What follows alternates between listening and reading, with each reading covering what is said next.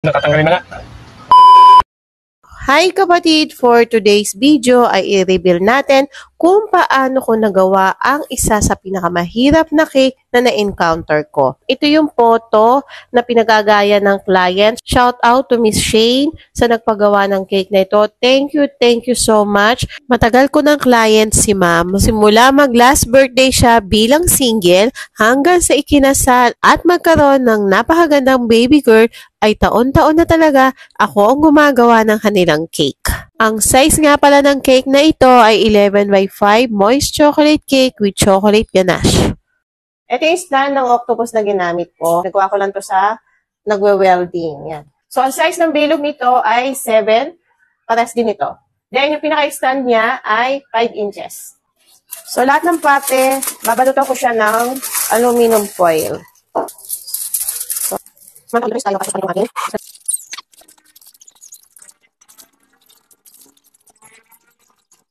Cling wrap na lang yung ilalagay ko dito sa mismong paa. Para safe naman kapag nilubog sa ating cake. Kukuberan na natin to lahat ng galamay na to ng Rice Krispies. Ito yung una kong ginawa, matigas na siya.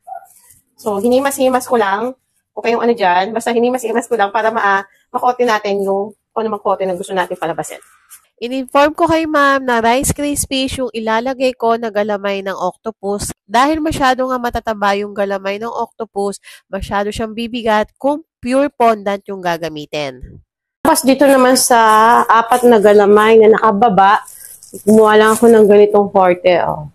Tapos yung pinakababa, duduksungan ko lang siya ng pure fondant.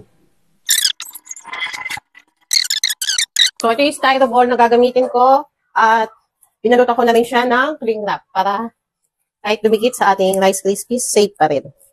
So, may butas na ito eh. Na-testing na natin yan. Yan.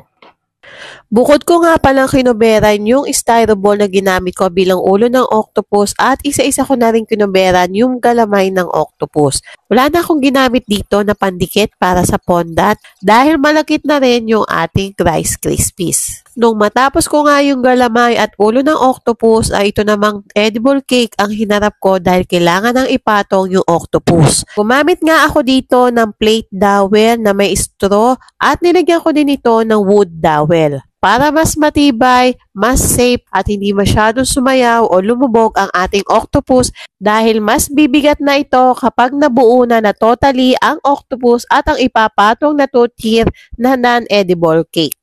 Nagpatulong na nga ako dyan sa asawa ko para masentro ko siya ng tama. Isa-isa ko na nga dinuktungan ng fondant yung 4 na galamay na nakababa. Tinapos ko na talaga yung pinaka-design ng octopus bago ko ilagay yung 2 tier sa taas. Size na ginamit kong styro sa taas ay 8x4 at 6x4. Kinobera ko na nga ng fondant yung 2 styro sa taas at pinagdikit ko na rin para mas madali ko na siyang mailalagay. At diyan ko na nga binuo yung pinakagalamay sa taas at mga toppers, pinagdikit-dikit ko na rin. Sadya talagang masasabi mong mahirap kapag talaga first time mo siyang gagawin. Hindi ko naman talaga aakalain na magagawa ko yung ganitong klaseng cake. At nung nasa finishing touch na ako, doon ko napagtanto, sulit yung hirap, pagod, at 4 na araw na walang masyadong tulog dahil sa pagdidesign ng octopus cake na ito. Dagdag pa rito na napakabait ng kliyente ko dito, malaki ang tiwala niya sa akin pagdating sa pagdidesign ng cake na gusto nila. Kaya isa si Ma'am Shane sa nagbigay sa akin ng lakas ng loob at tiwala na makagawa muli ng ganitong klaseng cake. Dahil aaminin ko po, simula ng pandemic ay hindi na po ako nakakagawa ng kakaibang design ng cake. Kaya sa mga nagbabalak o may pagkakataong makagawa ng ganitong cake, lalo na nitong octopus cake, sana makatulong po sa inyo ang bidyong ito. Yun lang. Thank you for watching. Bye-bye!